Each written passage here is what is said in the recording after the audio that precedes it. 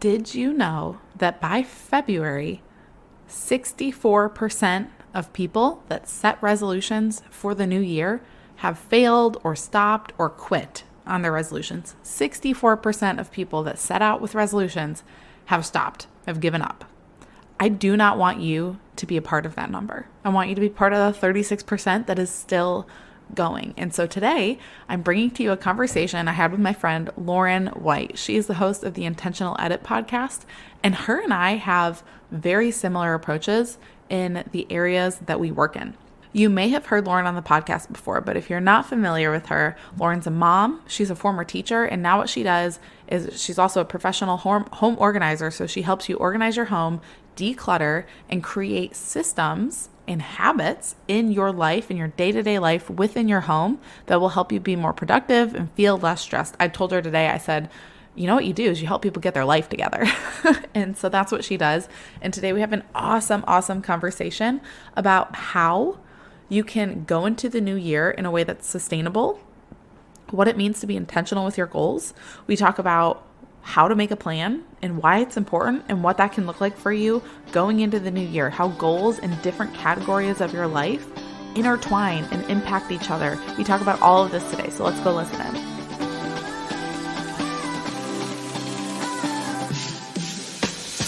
Hey mama, welcome to the Tough Love Mom Podcast. I know you're here because you're ready to get consistent and finally lose that weight, and you're not afraid of a little tough love. You know what to do to lose weight, but following through on those things feels impossible. You wish you could just feel like your strong, confident self again and want to be a good example for your little ones, but you get thrown off by mom guilt and the unpredictability of motherhood. It's frustrating. Taking on your journey postpartum is hard, but it's not impossible. Hey, I'm Liz, and I've been where you are. I gained a lot of weight in my pregnancies. 90 pounds and then 60 pounds. I needed to lose that weight to take control of my health and honestly just wanted to feel like myself again. With a sustainable approach to weight loss, simple consistency, and working on my mindset, I lost it all in just over a year both times. And I'm here to help you do the same. I believe that we have an ingrained ability to figure out what we need to do, make it happen, and do it in a way that awes the world.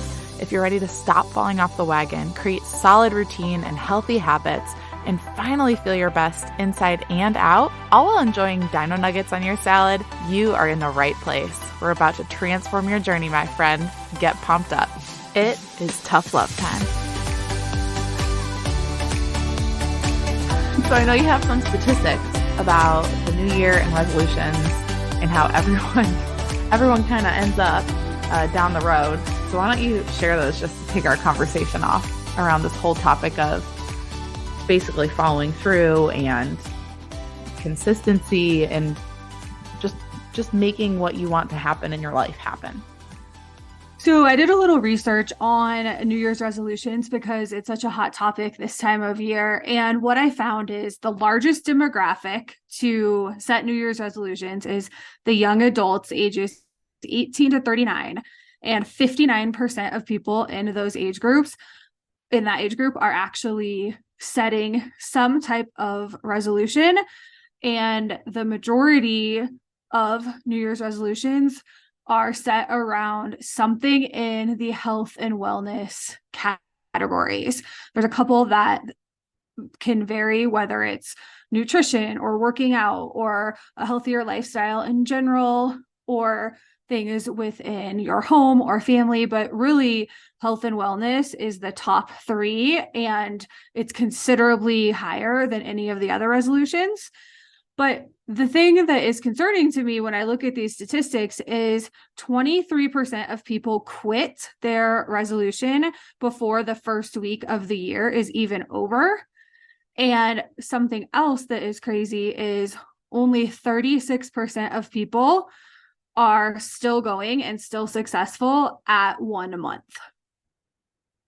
Man, I didn't realize I knew the generic pattern of those statistics because I feel like everyone kind of knows them, but to actually hear the numbers I was writing them down while you were talking because I was like, that's nuts. And that's also that age demographic is us. It's everyone listening.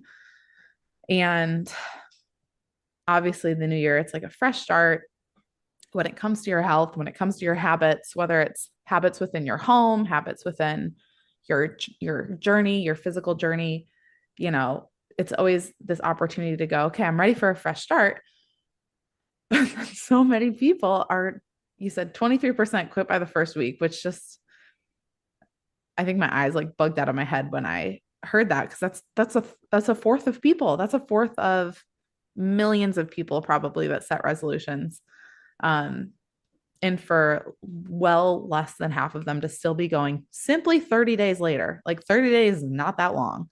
It's a short amount of time for, it's not even 10% of the year for them to be the only ones still going at 1 month later. Is really I sad. told, yeah, absolutely. I totally agree with you. And I think I kind of said it in a nice way by saying only 36% are still successful, because when you flip that around, that means 64% of people have failed or have quit or don't have the tools that they need to stick to this. And really, you and I have jobs because we are able to coach people and walk them through the mindset that they need to be successful with habits and how to set up these habits for success in different topics, because we are experts in different areas.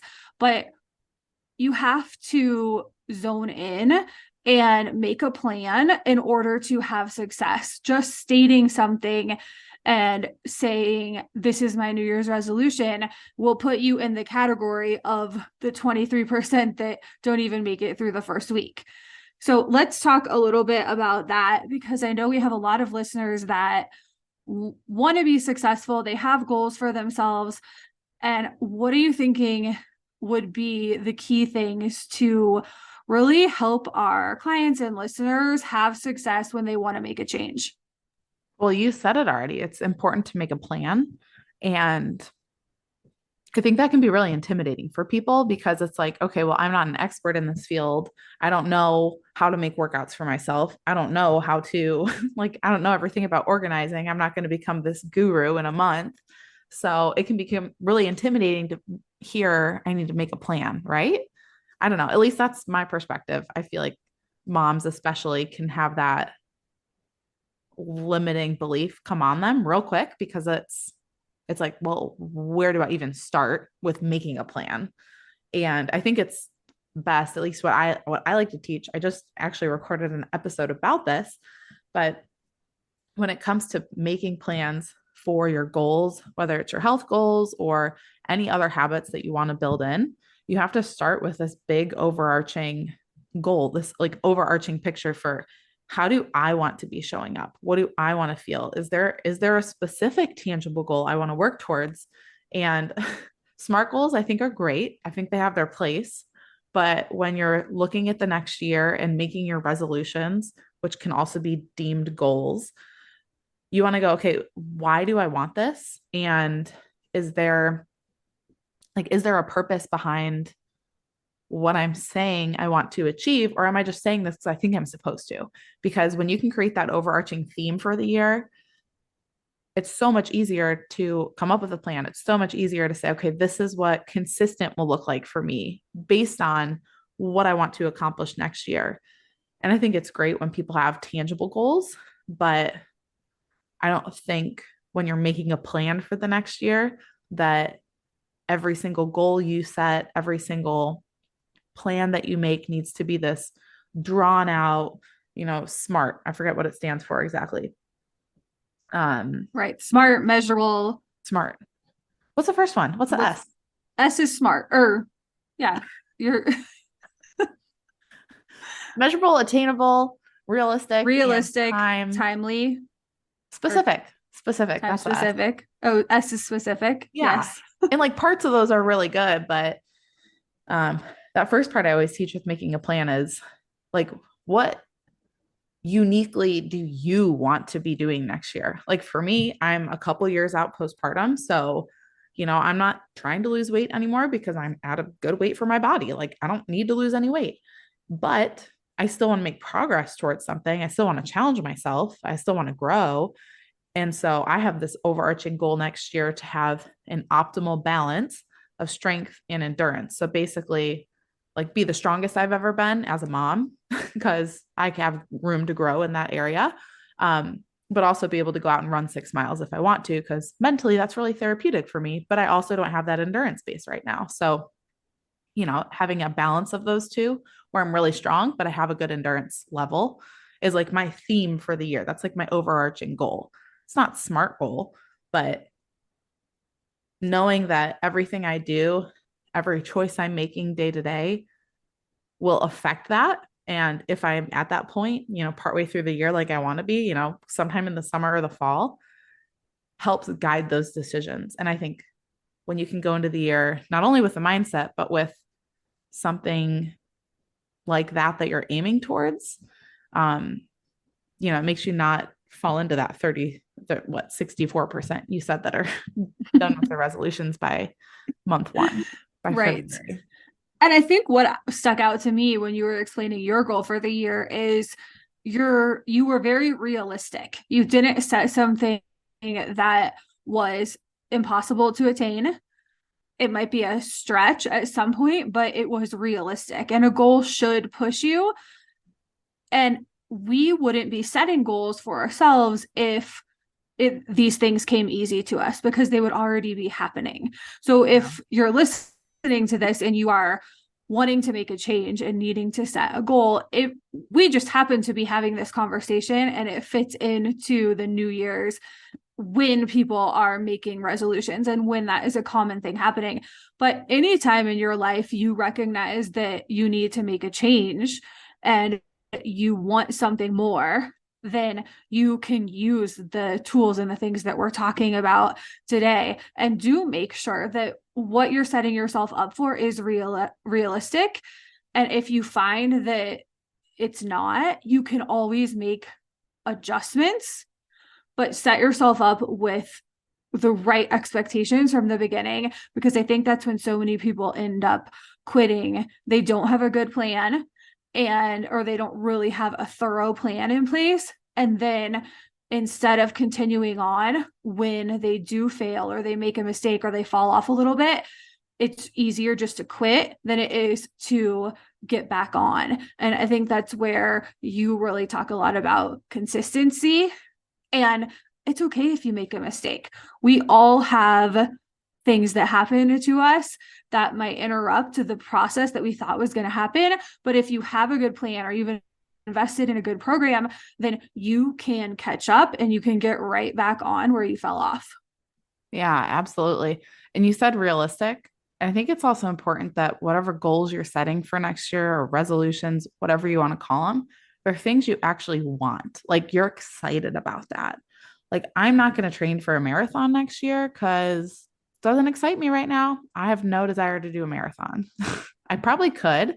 It probably is realistic, later in the year, but like it doesn't entice me. I don't want to do that. And the same thing with like routines in my home. I want to get to the point where we're really struggling right now with a schedule because we just moved.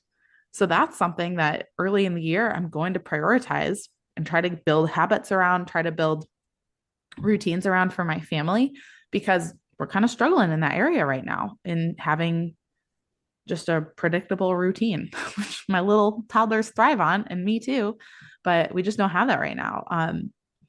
So it's important to know like what's realistic, what do you actually want, like what would excite you goal wise, and what's needed, because sometimes you do have to set a goal that's like necessary, but it will help benefit other areas of your life as well. So even if it's not super exciting, it's like, yeah, but this is going to take a big load off my shoulders. Like I'm sitting in a room right now that still has some boxes that need to go. I need to go through them. And so that's going to be one of my goals next year is getting through some of our storage boxes after this move. And it's one of those things that it's not super necessary, but I know it will lighten that mental load as well. It's needed, Well, and what you said is so important because your goal is focused around fitness and strength and pushing you to the next phase in this journey for you. But you're not going to have success with that goal unless you do a couple of things to set yourself up for success. And one of those is getting in better routines and setting up better routines and structure for your day and with your kids so that you can have success with that fitness goal. And I think sometimes we just zone in on that one thing and forget that there's other things that have to fall into place to be successful with the goals that we're setting or the desires that we have to make these changes and to really get what we want. Oh yeah, that's so true. You can't compartmentalize your goals. You can't be like, all right, these are my business goals and my work goals, and these are my family goals, and these are my financial goals, and these are my fitness goals. Like you can come up with separate ones in each category. Yes, like you should categorize them. But there's a difference between like categorizing and compartmentalizing, because categorize them, but then figure out how they weave together and how they're going to impact each other and when in the year you can focus on which thing you focus on first. It's not going to be great for you to, let's see, if you've got like financial goals, let's say of getting out of debt, it's not going to be great for you to start with that before addressing some nutrition habits that you have around constantly eating out. It's like, hey, let's address that like for a couple of weeks to start off the year. And then we'll start working towards that financial goal. Because you gotta order them in the right.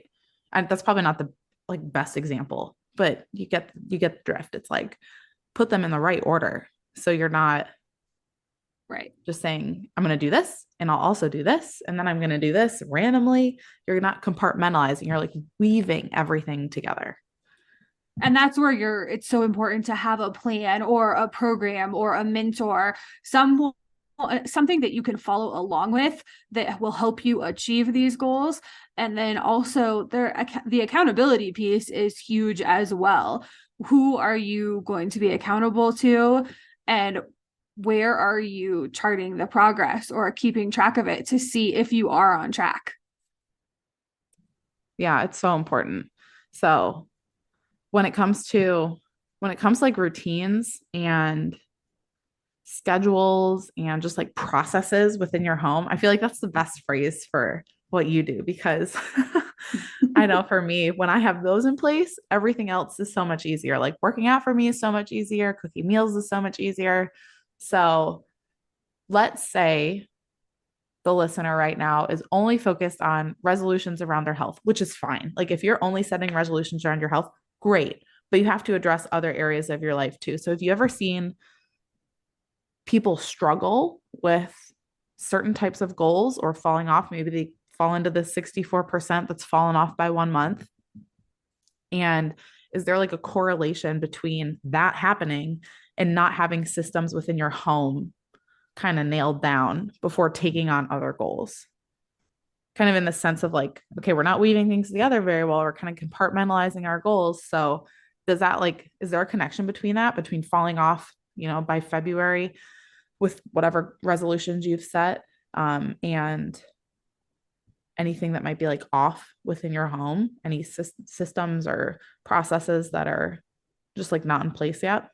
Do you know what I mean? So I can tell you when I was going into houses frequently as a professional home organizer, a lot of my clients that I would work with, sometimes I would be hired to go into the house. The people weren't even there. I would organize it and leave. Sometimes the people were very hands-on and wanted to go through everything with me and do the process from decluttering to organizing. 100% we worked alongside each other. And when you work alongside someone for that many hours, you have a lot of great conversations and you get to know each other.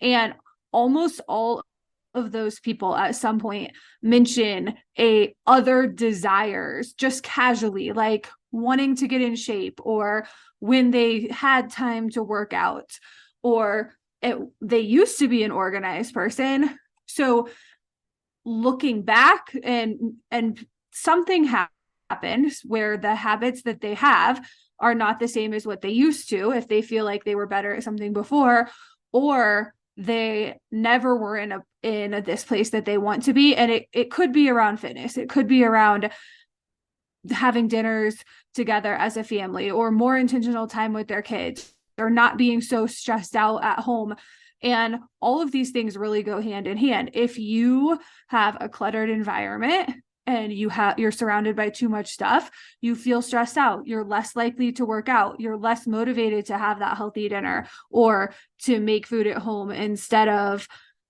go grab something to go. So all of these things I see can hinder you with having success, even if your goals aren't the like actually in the home organization category.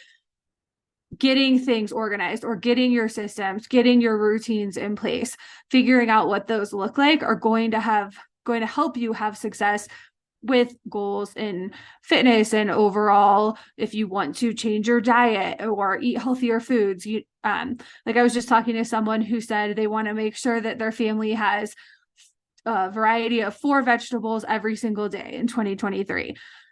So if you don't have a plan and you're not constantly getting those groceries from the grocery store, you're not going to have success with that if you are not in the process or in the practice of going to the grocery store and doing all those things. If your goals are around finances, like you mentioned a few minutes ago, if you want to save money or put more money in savings in the upcoming year, if you are stressed out and tired all the time and don't have a plan around eating at home and you're spending a lot of money going out to eat, then you're not going to be able to save money from that.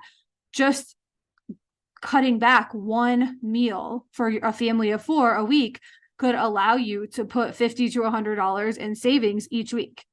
Like when you break it down like that, then you can really change one habit, and you have to have a plan around changing that one habit. How are you going to have success with that?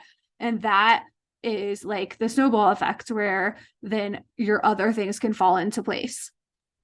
Yeah, it's so crazy how like that mental energy will get spent on 1,000 other things when there's clutter or when there's no organization, whether it's like visual organization or like mental organization, how much mental energy all of that takes up and takes away from your ability to pour into habits that you do want to have. Like I literally just walked through this because we just moved 2 months ago across the country, and our moving truck got here a couple weeks later. So we got kind of settled. Our house was super empty. And then in comes all our stuff. And I was like, all right, the next week is focused on setting this house up.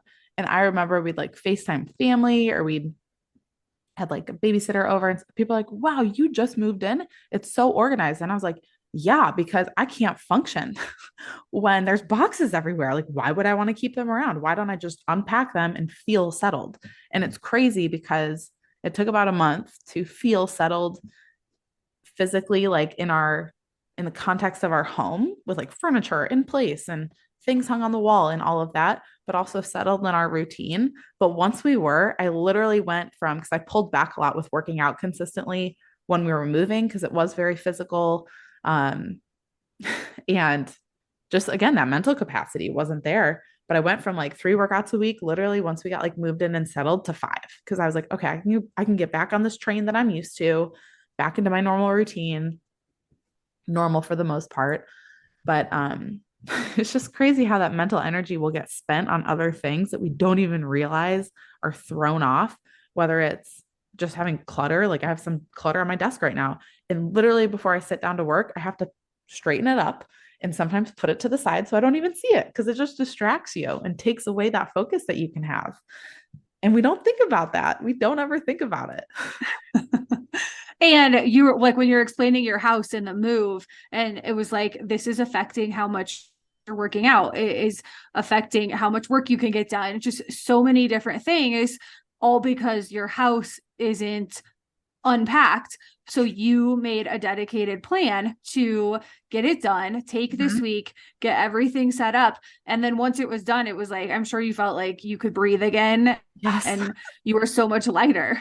Yeah. And what blew my mind was people constantly saying, wow, you unpacked so fast. And I was like, why would no one else do the same thing? Because it's going to throw you off. And I think that's kind of a roadblock that we all face. And maybe that's why 64% of people by February have fallen off, is because it's this like societal mindset that we all are. I mean, if you're in the place where you're like, no, I want to follow through, I want to be consistent, I want to get organized, I want to be in a routine, I want to, get my health goals attained finally, you're swimming upstream, because a lot of society swims downstream with all of this. They just go with the flow of everyone else. And so, not to give you the listener an excuse to all of that, but like I was shocked every time I heard someone say, well, you unpacked so fast. And I was like, yeah, we did, because it was affecting my ability to be a great mom. It was affecting,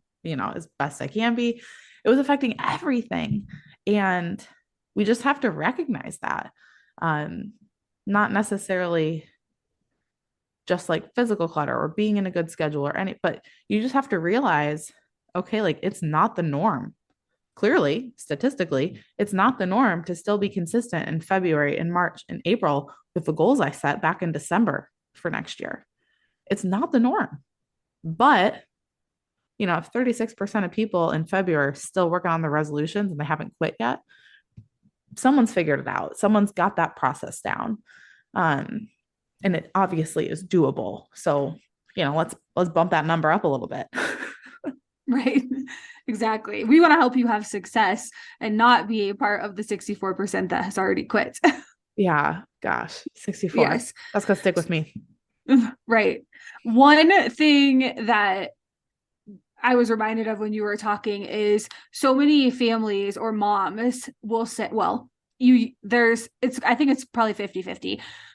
When they have elementary age kids, they're like, I either can't wait for summer and the freedom and the flexibility around not having all these schedules, or they're dreading that and they like the structure of the school year. But one thing when I'm working with clients that comes up over and over again is even the ones that love the freedom and flexibility and the kind of like relaxed nature that can happen in the summer, is when school is in session again and the routines are happening. So many, like more often than not, say, I'm so thankful to be back in this routine. It's so nice to have some structure again. And to have success with our daily routines or the habits that we have, or getting dinner on the table or getting a daily workout in, there does have to be structure and routine around that, or you won't get it done. Absolutely. Absolutely. And even I work a lot with moms who are in the younger years than like elementary age. And I tend to find that I'm still kind of in this phase slightly, but your routine's not as predictable, but there's still ways you can make it predictable by saying, okay, I'm only going to focus on these couple things in these next couple months and nothing else. Like, I'm not going to try to spread my mental energy too thin. I'm not going to try to spread myself too thin and try to take on a million things, but I can do just a couple. I can, just take on this one habit, and then maybe another after that, and then maybe another after that. And what I found, because obviously we work in different spaces, more so home organization and processes versus health and fitness. I have found that, and this kind of comes back to like categorizing your goals. I can work on a habit in my health journey alongside a habit for my home, whether it's, and sometimes they coincide, like getting dinners on the table, grocery shopping, meal planning, all of that stuff. Those kind of cross over. That's where that mesh is. But I found when it's like early on, when I had babies, I was working up to more consistent exercise. That was like the first thing I started with after I had kids. And while I was doing that, something I started to add in was cleaning. Cause I told you this last time we talked. I am not good at cleaning. Like, it's something that I have to be super intentional about. I have to schedule it. I have to or I just won't do it. Cause it's one of those things where I'm like, I don't feel like it. It can wait till next week. I shouldn't even say that, right? It's the tough love mom, but like, I have those moments, and it's usually around cleaning. But I had to figure out, okay, I can work on this habit with my health, but also at the same time add in this habit with cleaning and getting the floors cleaned or vacuuming, whatnot. Like I can do these at the same time because they're in different categories. It doesn't feel as stressful or overwhelming. I'm not trying to put all my energy into my health journey, but I'm also not trying to put all my energy into just my home and neglecting myself. It's like, hey, I'm showing up in the role of homemaker and wife and mom. Like for me, for myself, I'm showing up in both of those areas in a balanced way. And I think it's so easy when we have resolutions around one area to put all of our energy into that and then let everything else fall off the wagon. And that's stressful too. So, focusing on one thing at a time, when you categorize your goals or come up with a few in each area, you can kind of pair them together, or even if they're not similar, do them at the same time. So it kind of plays off each other. It's like, wow, I'm motivated. I feel more energetic because I'm working out. And now I have this time and energy to also like vacuum twice a week instead of never. So Yes. um, it's so cool that you can do that. And I think we overlook that because it seems so simple. And so people are like, oh, why would I take that approach when I can just go all in? Well, I would take that approach. I would suggest that approach 100 times out of 100 because it's sustainable. Like it's what will actually create change in your life in all areas. For sure. Yeah, I totally agree. I know one habit that I have is not to go to bed with the kitchen counters cluttered or like dirty dishes in the sink or on the counters. That's a good And one. this is something that I have done for years and years.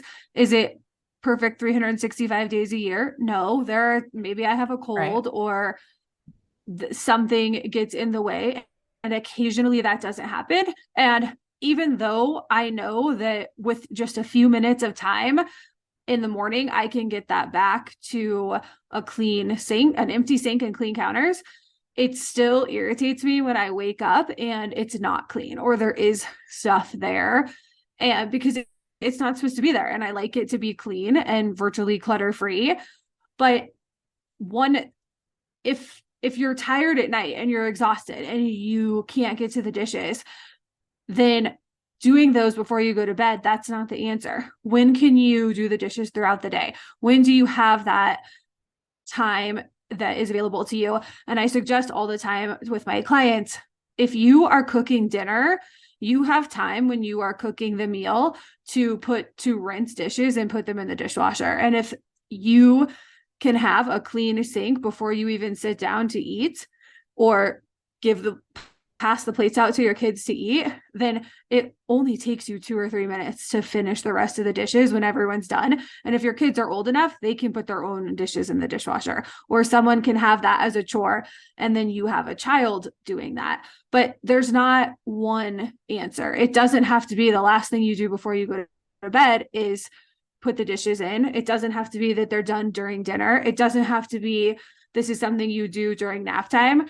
It's when you are going to be successful with a goal, it's because you've created a system or you're following a plan that works for your family and the stage of life and the phase of whatever is happening right now.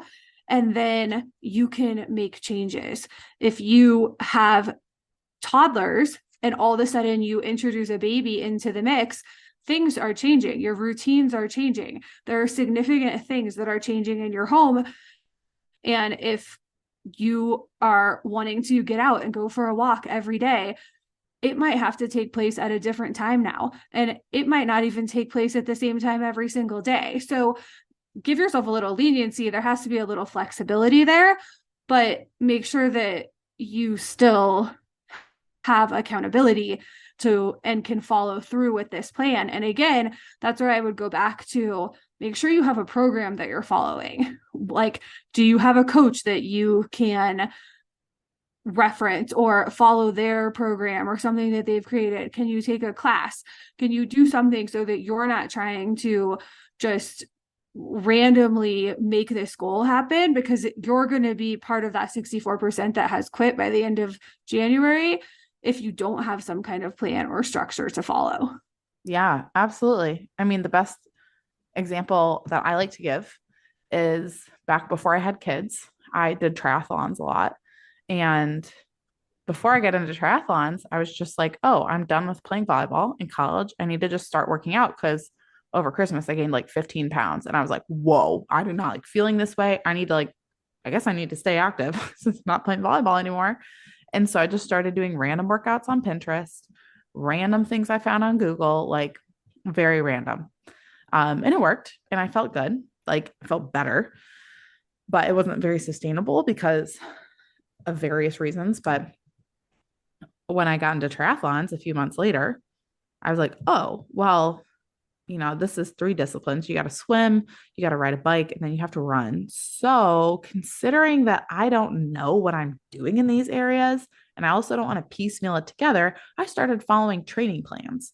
And long and behold, 2 years later, I was doing, instead of doing like a triathlon that took 1 hour, I was doing an Ironman. And it's simply because I was training in a way that was conducive to my goal. I was following a plan that was going to get me there. And it took me 2 years to get to the point where my endurance, from being someone who was like, I don't run, I'm not a runner, to someone who ran a marathon after like 10 hours of exercise already. I mean, it's stuff like that it takes a lot of time to build up. And it is a long process of following a plan that's sustainable, a plan that will create results. But that's the only way that you make actual change. That's the only way you transform the way you're showing up, the way your journey feels, the way your life feels. You really can't make that happen by just, ooh, if I go like organize that shelf on the pantry, I'll feel better. Okay, but it's going to get like unorganized in a week, At least that's what happens in my house sometimes. If I don't have a schedule for cleaning and I don't follow through on that schedule, I'm going to stop cleaning. Simple as that. If I don't have a plan for mastering habits in my health, they're never going to get mastered. I'm never going to Right. consistently meal plan dinners and cook dinners for my family. I'm never going to consistently work out because I haven't thought about, okay, what time of day, how many days a week, what is conducive to my life right now? Like you heard before, I had to change that in the season of our move. And then I was able to build back. Like it will shift and change. And I always talk about how you have to be responsive to everything going on in life versus reactive. And like, getting a couple weeks in to this new season, totally falling off and then being like, wow, what just happened? Now I'm really frustrated and now I feel bad and I feel like shame and guilt around where I'm at now because I didn't even realize it was happening. When you have a plan to follow, when you know where to start, when you have consistent follow through, and again, like you keep bringing up accountability along that journey, whether and I like self accountability. I think that's the best way to go, of just saying, hey, this is my plan and I'm doing it. Because at the end of the day, you have to build that intrinsic motivation. You have to end up having self motivation, or you really will never change. Tough love mama there. But you have to build that muscle. You really do. um but it's over time that will happen. And you really can't do it without having a plan to follow, knowing where to start. And like, I hate this phrase because it's so cliche, but trusting the process. Like, it is a process, it will take time, and you have to trust it. And it's cliche because people say it all the time, but they say it all the time because it's true. Simple as that. That's why cliches are cliche, because they're actually true. Really, though. So I guess I should say them more often. Yeah. Right. So responsive over reactive. I'm saying that again because I think that is so Yes. important. And like responsive, you could go in so many different directions with what that means. Have flexibility with yourself, not so much leniency that you can make excuses, but it's better to be responsive, make the changes that you need when things come up than to react negatively and in a way that makes you quit. Yeah. Yeah. Negative, frustrated, guilt, like all these things that are so destructive that we don't want to feel. When you think ahead, when you plan ahead, there's really no room for those to come up. in your journey because you're like, oh, I already took this into account. And yes, things will come up, circumstances will happen that no one could have predicted. Absolutely. Like that's life, that's motherhood. But for the most part, having some sort of plan under your belt, having something in mind, having that overarching goal that we talked about early on, where you know, okay, this is like my big theme for the year. This is what I really want. This is why I want it. And this is how I'm going to make it happen month by month, week by week, day by day. This is the order in which I'm going to attack these goals. And I'm not going to try to do them all at once because that's how you fall off. That's how you become part of the 64%. And when you can approach things in that way, in that sustainable way, in the way that builds consistency, you really, like I said, you really won't feel that shame and guilt when stuff comes up and you're not perfect. I have so many moments of imperfection in my journey, and I'm over here literally speaking into moms' lives and minds and consistency and discipline in their health journeys when I'm not perfect. But I'm okay with that because that's how our journeys are. But I'm not doing it in a compromising way. And there's no guilt coming up because I thought ahead. Like we made chocolate chip cookies last night as a family because I thought it would be fun. And guess what? I ate some cookie dough. And it's because I said, you know what? It would be so fun for my boys to make chocolate chip cookies tonight because I never bake. And so we did that. And it was like one of those core memories that we made. And yes, I enjoyed chocolate chip cookie dough with them. And I'm okay with it because it was like, you know, I'm not trying to be super disciplined in my nutrition right now. We made this decision to make chocolate chip cookies. I want to have fun with my boys. So this is how we're going to do it. No big deal. Imperfect, but no guilt. And everything you're saying is kind of revolves around one of my favorite words, and that's being intentional. Yes. So Such a good word. you're intentional with the goal setting, intentional with the process, intentional with the flexibility when it's needed. Mm-hmm. And when you have good routines or some type of system set up in your home, that's when you can have the moment where you can make the chocolate chip cookies and you can deviate from the plan because you have minutes built in for flexibility. And then, like I always say, you get organized, you remove the clutter from your life, you create the systems that revolve around the things that you want to be doing, because when you have good systems and routines set up, then all of a sudden you have time to do things that you actually want to be doing with the people that are most important to you. Mm-hmm. And you just perfectly explained how that works with your chocolate chip cookie fun night that you had last night. And they were so good. Isn't it crazy how when you get more disciplined with different habits, you're like doing more? Like on paper, it would look like you're doing more, but it feels like you have more space in your life. Isn't it? You know what I'm talking about? Like I know you did 75 hard and I did it this past year. And it's like there's so many like tasks that you do each day. Reading, an outdoor workout, another workout. Like I did the Live Hard program, which like has other phases, which is like a cold shower and like 10 minutes of visualization. It's all these like tasks that take time. But when I'm never doing that cold shower one. Yeah, it's not fun. Yeah. It's not fun. It never will be fun. But you're doing all these things. But I don't know if you experienced this. I can only speak for myself. But I felt like I was 1,000 times more productive and had way more time and space to do things, even though I was like doing more. Like 90 minutes of exercise a day is a lot of time, but I still felt like I had more time to get stuff done. Did you feel that at all?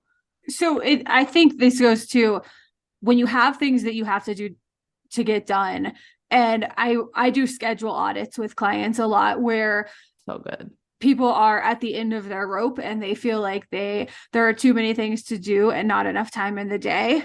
And that's really not true. We have to restructure our day and use our time wisely, because the idea is to find the margin and to build margin in your day to be able to do the things that we want to be doing. So yes, I know what you're talking about with 75 hard. You're in that challenge. You have to cross these things off the list or you don't you don't complete the day. I mean, and then basically you fail the challenge because it is 75 days in a row.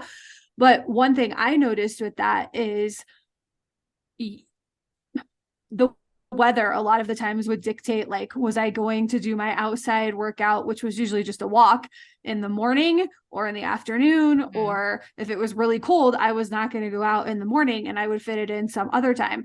So I paid attention to the weather more than I ever have. Same. But and if I was doing it in the winter, I mean, I don't know that I would have made it through. But no, I would have. But so sometimes I was like, okay, I have to do my walk now. So I would do other tasks that I would normally do later in the day, like right before I would do what I would go on the walk, because I didn't want to come home to have to put a bunch of stuff away, or like if I was meal prepping or something like that. It's like, okay, once I finish this, then I'm going on my walk. Or so it just makes you think about the time and how you structure your day. And then I think it also made, like, when I started that challenge, I was like, okay, I'm going to wake up every single morning an hour and a half earlier than I normally do. I'm going to go for my walk. Then I'm going to come in and do the other workout. And then as I was reading more, I was like, oh my gosh, you're supposed to have 3 to 4 hours in between the two 45-minute workouts. So my original plan was out the window. And I'm so glad it was, because waking up an hour and a half early, I wouldn't have done. Like, I just wouldn't have done it.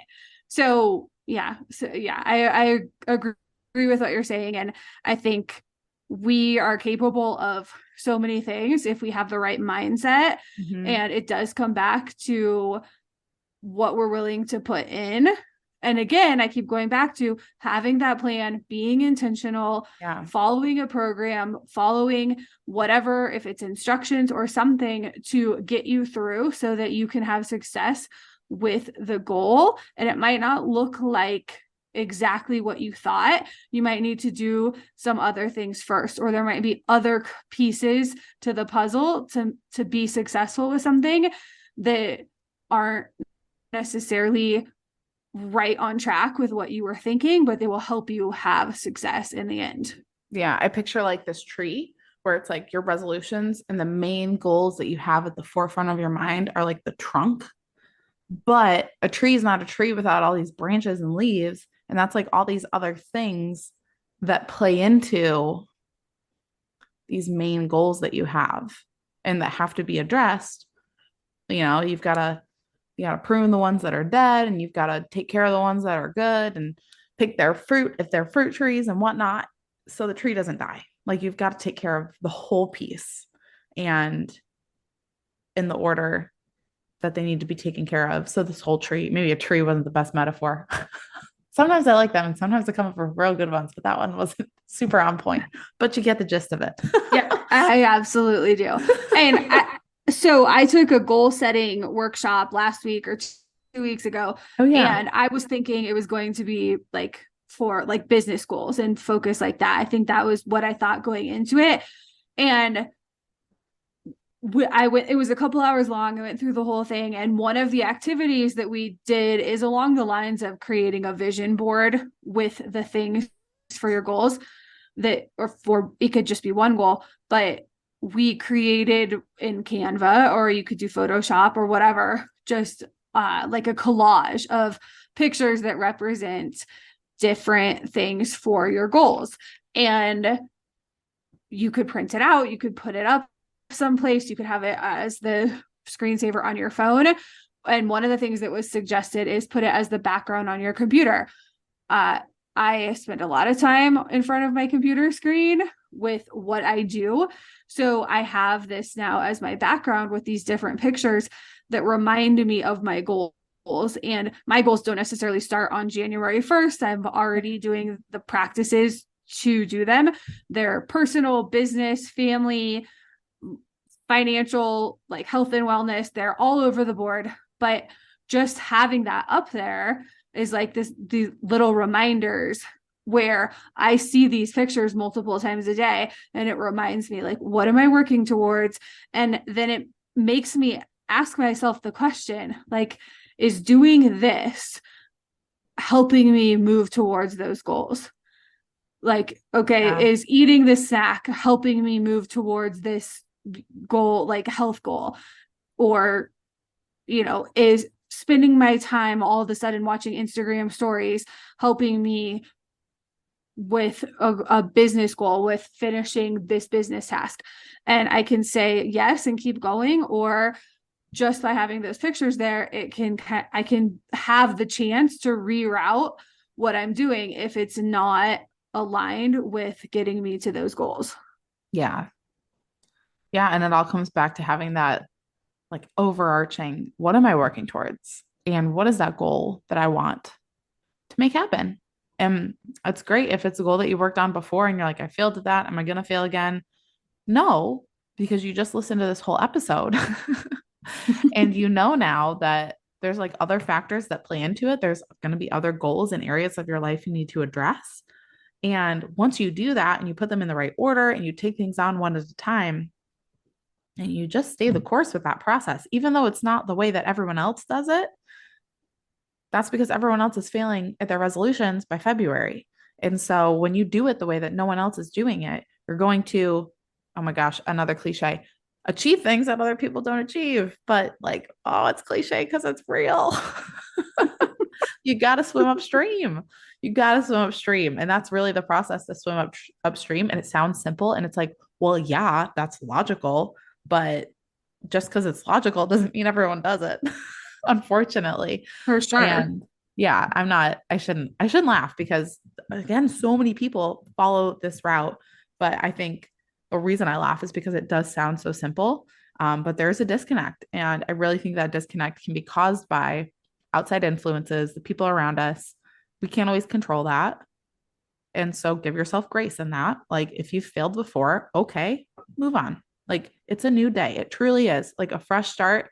Great. Take advantage of it. Truly take advantage of it, but just approach it differently this time. Like take a different approach. And I know when we're done chatting, I'll share a little bit about how I can help with that. And I know you'll share a little bit about how you can help with that in our specific areas that we serve people. But before we end this awesome conversation, what are your like the main takeaways you want the listeners to have? Say going Well, to I the new think year. to wrap it up, I would say in your goal setting, think long term. Hmm, You're This isn't going to happen in a couple weeks. right. There's many components to, even if you think it's a very simple goal, think long term, because you're changing your habits, and those you're replacing what you're currently doing with better habits, healthy habits, to improve your lifestyle and just make these overall improvements that are going to have that kind of like waterfall thing happening where you're focused in on one thing, but it's going to have a positive effect on many areas of your life, whether it's taking control over your diet, or organizing your home, removing the clutter from your home, getting a better fitness routine going. These things are improving your overall health and wellness and mindset and mental health. And you're going to have benefits in areas that you weren't even focused on when you chose that this goal would be your focus for the next few months. Yeah, so true. So true. And I would just say to wrap it up to remember that if you choose to take this approach and whether it's you choose to invest in yourself with one of us or with someone else or anything, and do decide to take a different approach and, do your goals, attack your goals in the way that not everyone else is. Like maybe you don't step foot into a gym January 1st and you decide to start first dealing with like the routine in your home and actually getting into one, and then you decide to start tackling your nutrition, and a month or two later you feel like you got your nutrition down pat, and then you decide to move on to like organizing some spaces in your home, and then you decide to move on to working out. Literally say it's like April by the time you step foot in a gym. What's crazy is at that point in the year, it's only going to be the people that have made it consistent, that decided that the people that will be in the gym when you decide to step foot in there because you took it one habit at a time. Those are going to be the people that said, I'm just going to start working out on January 1st. I'm not going to focus on my nutrition. I'm not going to focus on anything else. I'm just going to get to the gym every single day or however many days a week. They're going to be the people that are still showing up in April when you decide to start that habit. You're not going to go, I'm going to fix these 4 things in my life on January 1st. You're not going to do that because those are the people that fall off. And I just want to encourage the woman listening that if you choose to take that approach, the one that's getting you in the gym in April instead of when everyone else starts in January, or has you, not cleaning up your nutrition until February because you got to get your home in order first, whatever it is, if you're taking that approach, I just want to encourage the moms listening because it is really hard. Like, talk about FOMO, talk about frustration, talk about, oh, they're doing all this, or there's all these offers, or there's, just so much out there that I could do. And that's true. You could do them all, but will they last? So if that means you need to unplug from social media for a few months, do it so you can stay the course. If that means you need to really lean into one person's process or process that they teach so you can stay the course instead of jumping around and trying 1,000 different things, then do that. If that means that you really need to just hunker down, focus on your family, focus on your home before you even focus on your health, do that. Because like Lauren said, it's going to impact your health when you can focus on one thing at a time and really build those habits. So I just want to encourage you that, yes, well, it's not the world's way of doing things, which makes it really hard. You are doing it the right way. And I'm judicious about saying there's a right way and there's a wrong way. But I mean, the statistics show there's a wrong way to approach your goals and your resolutions. And so when you can take it one thing at a time and actually make them habits, because habits are things we do ritualistically without mental effort, like, it's not a habit until you get to that point. So when you can actually build habits for real, instead of just feeling like you're doing it because you're being consistent and white knuckling it for a month and then falling off, that's not a habit. When you're actually building habits, you will be making real change. And that feeling of FOMO, oh my gosh, everyone's doing everything and I'm not right now, so I'm falling behind. All those feelings will fade by the summer or the fall because you will have all those habits in place. It just takes time to build them all up. So just stay the course. Do it. There is a right way and you can do it. If you are thinking about a goal that you want to set or a change that you want to make for this upcoming year, for yourself, for your family, then you have some habits already around that or the lack of that. And those are habits that are not serving you. I like to call them unhealthy habits because they're not in your best interest, but they are a habit because it is what you are currently doing. Mm-hmm. And you have to replace those. It takes time. It takes a minimum of 30 days to stick to those habits and to make these new things that you're implementing become a healthy habit that you are now replacing that bad habit with. Yeah, exactly. So give it time, stay the course, all the cliches. I'm going to keep saying them because they're true. Right. You've had some good ones today. Full of them. Yes. So stick with it, whatever your goals are. We want to help you have success with those. So will you tell us how people can find you and what programs and things that you are running and have coming up in the next couple months? Yeah. So you can listen in on the Tough Love Mom podcast if you're over listening from Lauren's podcast right now.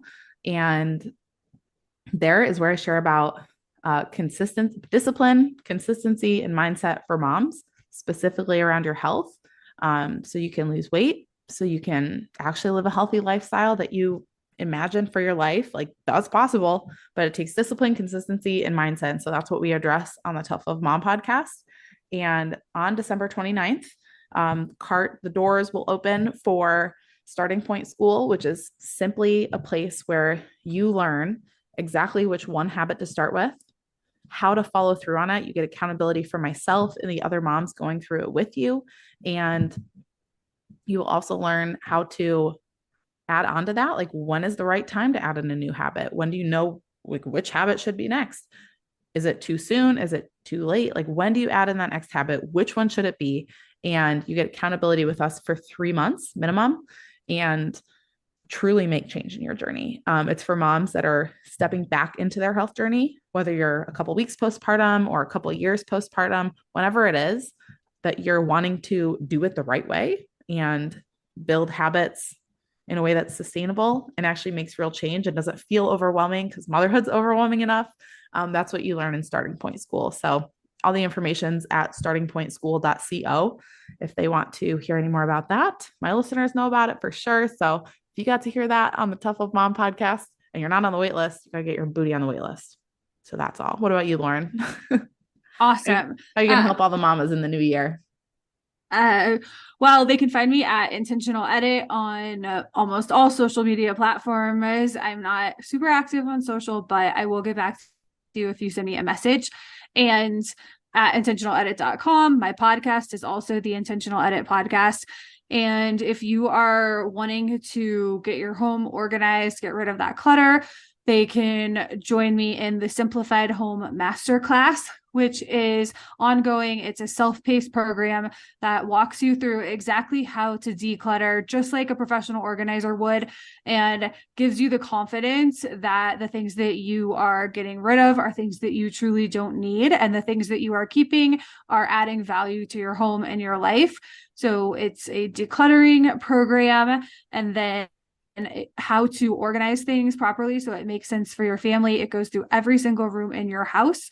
And not only do we focus on decluttering and organizing, but the most important part in all of that is coming up with the systems that work for your family to simplify everything and keep things organized for the long term. So you don't keep repeating this cycle where you have to do these things over and over again. So I would love to have you join us in the Simplified Home Masterclass. And you can get all that information at intentionaledit.com.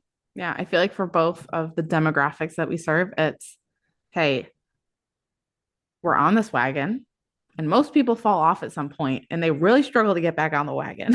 So this is the process that you learn and can implement in your life. So you fall off the wagon because it will happen, right? We talked about imperfection. Like, we are imperfect, but you just kind of like hop back on the wagon. It's like, oh, no big deal. Just like bumped off real quick and I'm back on. Might get jostled around here and there, but I don't even fall off sometimes. So, that's what we teach and can help you with in both areas. So I'm excited for all the change that moms will see in the new year through these things, and just through their own efforts, through their own discipline and mindset work, because it's really not easy, but like, you can be part of the 36% that's still going. Like, keep chugging along, and we are cheering for you guys. That's right. Absolutely. Let us help you replace your unhealthy habits. Yes. With habits that will serve you for the long term and have you achieving your goals. Amen. All right. It was great talking to you today. You too, Lauren. Before you go, thank you for spending this time with me on the Tough Love Mom podcast. If this episode encouraged you in any way, the number one way you can thank me is to leave a review letting me know how the show has impacted you. Then send this episode to another mom friend, or take a screenshot, post it on social media, and tag me so I can personally thank you for helping me on this journey to impact thousands of moms. I'm so grateful to be on this journey with you, sister. Until next time, get after it.